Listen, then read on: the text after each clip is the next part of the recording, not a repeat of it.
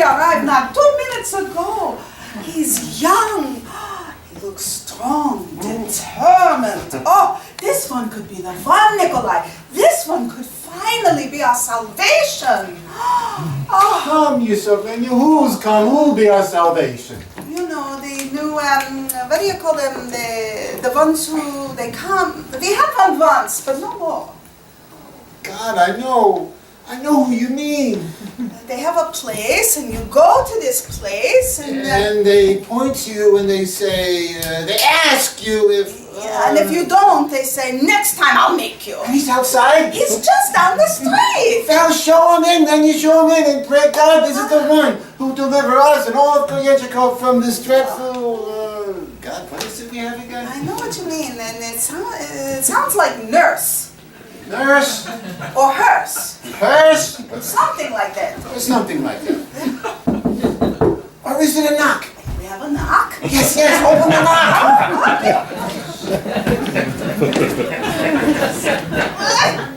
The other way. Oh, won't you come in, young man? Thank you. Oh, Dr. Zubritsky. Madam Zubritsky. I'm delighted to be in Klienchikov. I am Leon Stepanovich Tolchinsky. So you are the new... Yes, I am he. It's he, Lenya, the new. but you look so young to be, Not at all. I think in time you will find, if I can say so myself. Listen, I don't want to seem immodest. No, please be immodest. We love immodesty. The more modest, the better. The new young God. The best young teacher in all of Russia. A teacher! It's a teacher! The new teacher is here! Thank God, the new teacher is here. Thank you. I'm most gratified at this most warm and overwhelming reception. Well, make yourself at home, teacher. Thank you. Have a seat. Sit down, teacher. Lenya, bring the teacher a cup of tea. Would you like a cup of tea, teacher? Or perhaps you'd like some paper and pens. Maybe you'd like to start teaching right away, teacher. Well, no one is more eager than I am. But Madam Zubritsky, Oh, this is for you. the whitefish.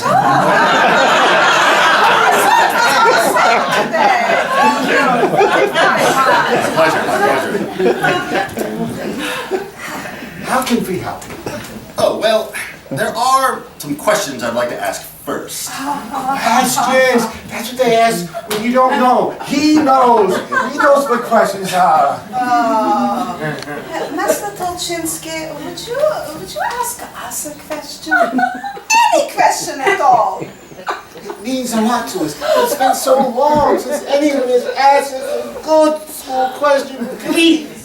Well, there are questions, and then there are questions. Would you like a question on science? Or maybe a question on mathematics? Or perhaps a philosophical question? The first one. The first one sounds good. The philosophical question. Ask us that one. Very well, if you wish. What is the purpose of man's existence? What a question! Lenya, did you ever hear such a beautiful question? I'm speechless. To think someone would ask us a question like that. Oh! Are you interested in the answer?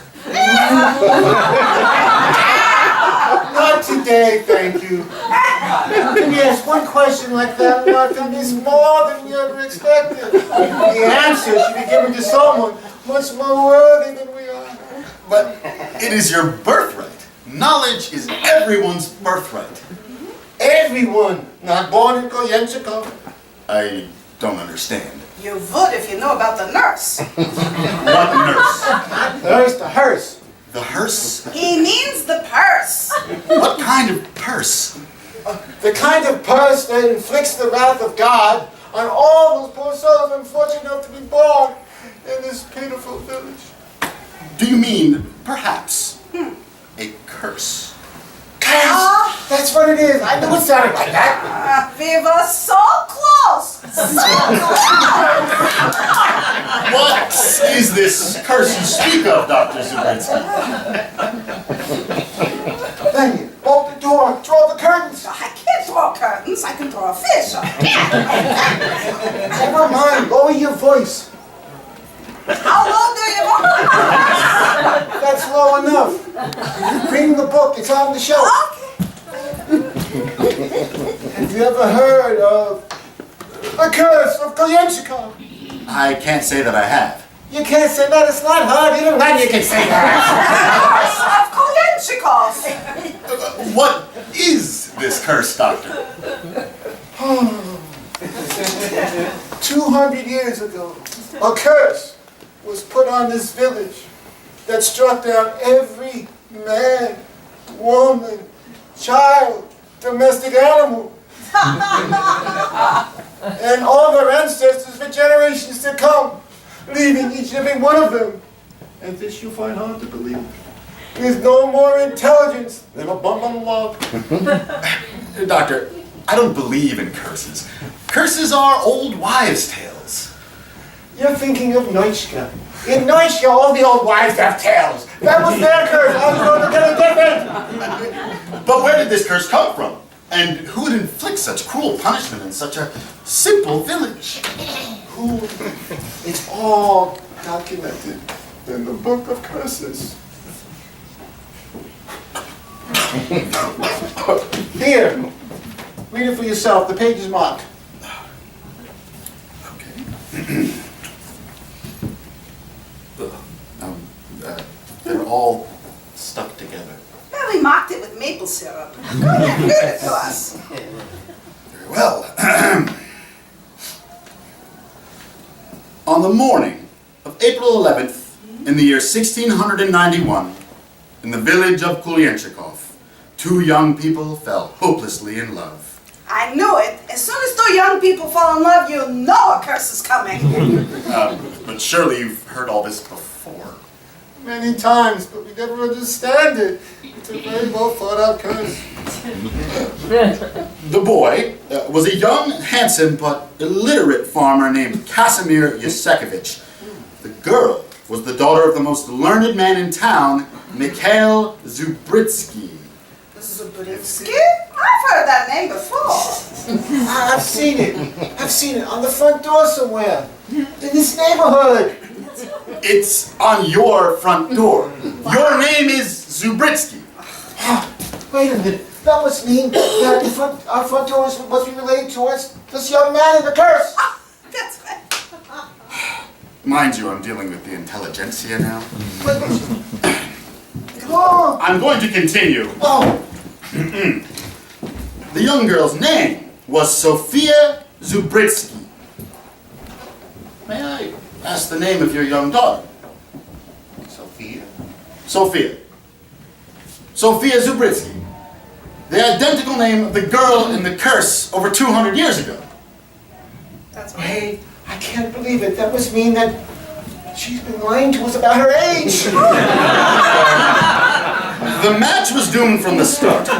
When Sophia's educated father learned that young Casimir was illiterate, he forbade Sophia to ever see Casimir again. 6 months later, Sophia married a young student. And that winter, Casimir, distraught and despondent, took his own life by plowing his own grave and planting himself in it. Upon hearing of his son's death, Casimir's father, Vladimir Yasekovich, Casimir's father, Vladimir Yasekovich, Casimir's father, Vladimir Yasekovich, who caused people to tremble at the very mention of his name. Mention his name next time. Casimir's father, so-and-so, sometimes known as the sorcerer because of his ability to conjure the powers of the devil himself, brought all of his wrath and fury down upon Kulyenchikov. Here it comes! Here it comes! A curse! A curse upon all who dwell in Kulyenchikov, he cried out. May the daughter of Mikhail Zubritsky, murderer of my only son, be struck down by the ignorance that caused my son's death. May stupidity engulf her brain. May incompetence encumber her faculties. May common sense become uncommon, and may reason become unreasonable. May her children be cursed as well, and may all their children be cursed for eternity. May all who live in Kolyachikov be born in ignorance and die in ignorance, unable to leave this cursed village until my final vengeance has been satisfied. That would explain why the train doesn't stop here anymore. My initial impulse was to panic. My secondary impulse was to panic. To educate is one thing, but to break curses is another. Excuse me, Master Tuchinski? Is everything okay? Yes, I'm fine. I was just thinking. Oh? And he was thinking. Oh, he was thinking. What's it like? You mean you don't know what thinking is? I don't, and she certainly doesn't. Thinking, it's the thoughts that come to one's mind. It's the process that enables us to make decisions. Decisions? No, we don't know how to make decisions. But surely you know what it is that you want. Oh, yes. Oh, dear God, we desperately want your help. But not for us. We've already lived our lives. For our dear daughter, our sweet Sophia. Did you hear what you just said? No, I wasn't listening. It was a decision. You decided you wanted to help your daughter because you thought about it. You are capable of thought. You think. I don't think so. It just came out. Yes, out of your head, where your brain is lodged. The center of thoughts. And if it's possible to have one tiny, infinitesimal, insignificant thought, then it's possible to expand those thoughts into ideas. Ideas into comprehension. Comprehension into creativity. Oh. And finally, supreme intelligence. Yeah. Would I be able to open up jars? I have terrible trouble opening up jars. Be firmly on, be staunch. Patience! We will break this curse by the everyday, painstaking work of education. I should like to start by seeing your young daughter, Sophia. Sophia? Yes, it occurs to me that since the curse began with the young Sophia 200 years ago, then perhaps the key to ending it lies in her direct descendant. May I see Sophia? Well, not from here. She's in her room. We have to call her. What's this good teacher ask? But she's having her singing lesson. She takes singing lessons. From whom? A canary. He does the best he can. No words, man. You just the tunes. I understand. The girl, madam, please. She's the most sensitive and delicate girl. Unlike the others in the village, she has so many interests, always occupied. Occupied with what? Oh, she likes to do interesting things, like touching things, wood, paper, metal. She likes drinking water. Master Tolchinsky, may I present our daughter, Sophia Irina Elenia Zubritsky. Sophia, this is the school teacher, Master Tolchinsky. Miss Zubritsky. Is that my breath that has just been taken away? Is this creature that stands before me human? Or have I too been cast under this strange spell? Never before have I felt such a stirring beneath my breast. Watch yourself, Leon. She is your pupil, not the dormant faction of your fears of passion. Excuse me.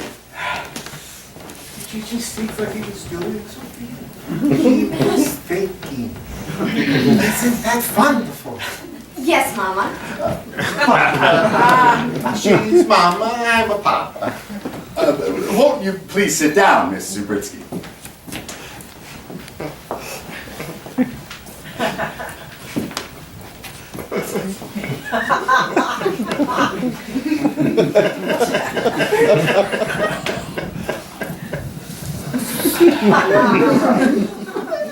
She did it, she did it. Wasn't that a beautiful sit? Yes, very nice. Lovely. Miss Zubritsky, may I call you Sophia? Sophia? What's your name, sweetheart? Say yes, darling. Say yes, you may call me Sophia. Please, we must allow the girl to speak for herself. I would very much like to be your friend. Would it please you if I called you Sophia? It's been so long since she's taken a test. I think she'd like to say something. I would be very pleased to have you call me Sophia. There you are! Oh, I'm so proud. So proud. Please, madam, it's very distracting to the girl's concentration. I've come a very long way to help you with your education. I have every reason to believe that under ordinary circumstances, you have what it takes to be an extremely bright and intelligent young woman. That deep inside you is an intellect just crying to be heard. That you have enormous powers of reason. But someone has put a cloud over those powers, and it is my intention to remove that cloud so that enlightenment can, once again, shine through those incredibly vibrant green eyes of yours once more. But I'm going to need your help, Sophia. Can you give me that help? Yes, you may call me Sophia. That's 2 in a row! Get a grip, Leon. Nothing in life comes easy. Sophia, I'm going to ask you some simple questions now.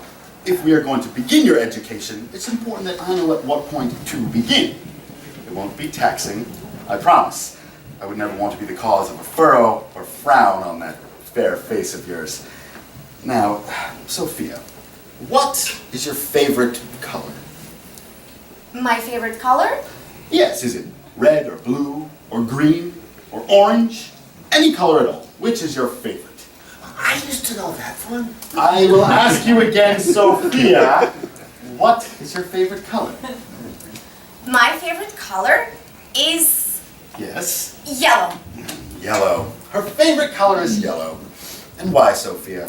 Why is yellow your favorite color? Because it doesn't stick to your fingers as much.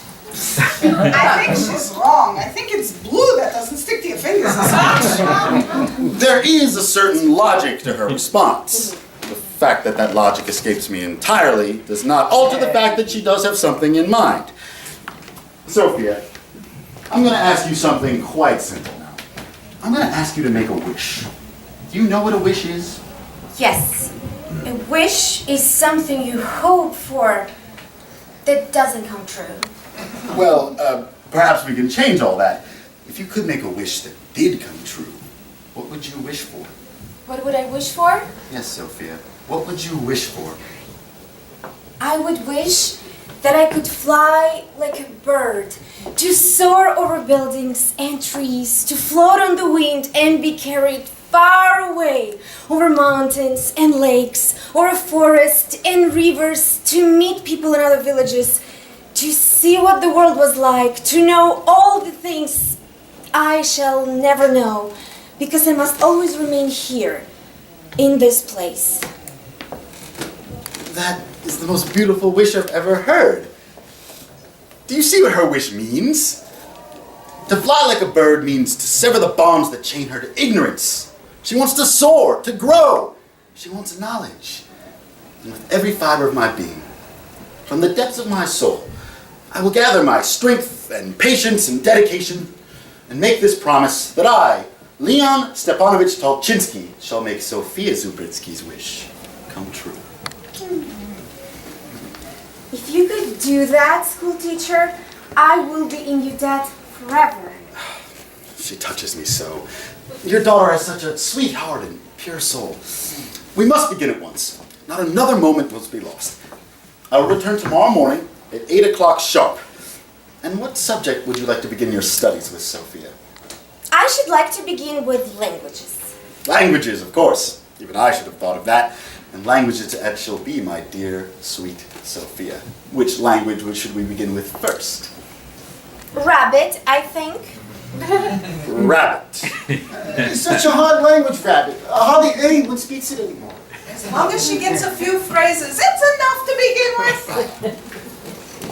Am I through for today? Yes. Then I shall go to my room.